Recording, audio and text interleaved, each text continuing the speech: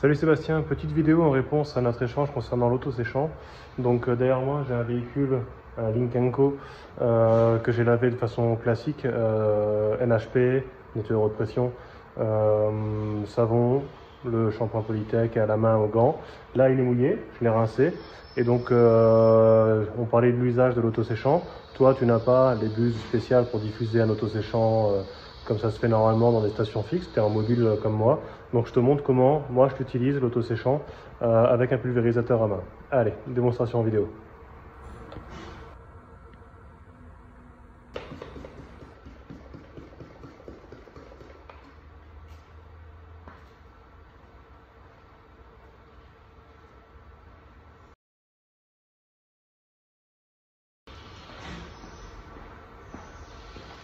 Donc là mon auto-séchant il est déjà dilué à 5%.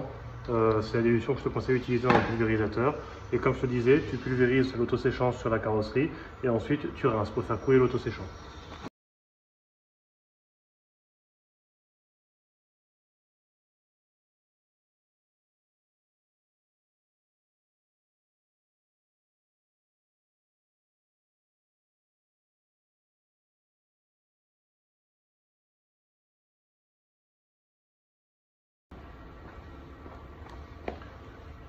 Voilà, là je viens de rincer tout le véhicule une seconde fois du coup pour faire déperler l'auto-séchant sur la surface.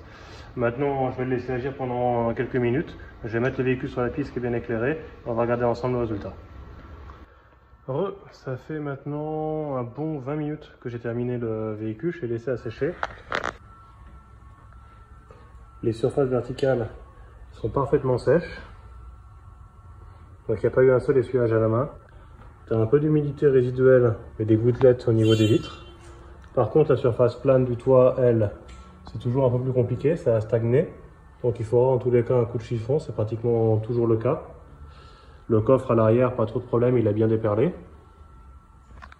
On a un peu d'humidité résiduelle ici.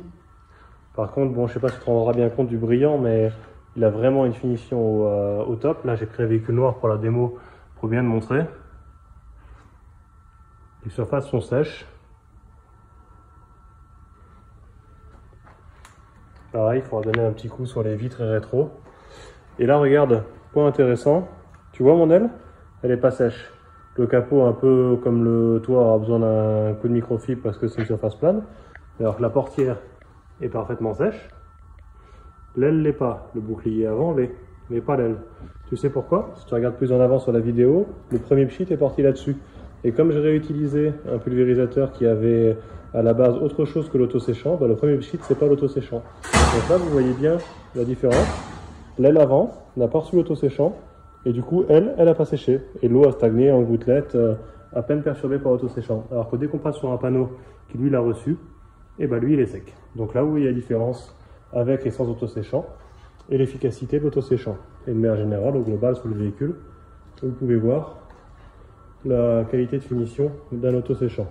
Mais encore une fois, moi je finis toujours par un petit coup de microfibre pour les parties planes, pour le capot, pour le toit, et de toute façon les vitres, on les fait en général quand même à la main. Ok Seb, du coup cette vidéo était pour toi, j'espère que tu as apprécié, que tu t'es fait un avis. Nous l'auto-séchant du coup on le vend, je te communiquerai les tarifs. Je suis pas certain qu'il soit sur le site internet parce qu'on s'adresse plutôt à ceux qui travaillent avec les nouvelles technologies de nettoyage et pas au classique. Mais on a tout ce qu'il faut pour la gamme classique également.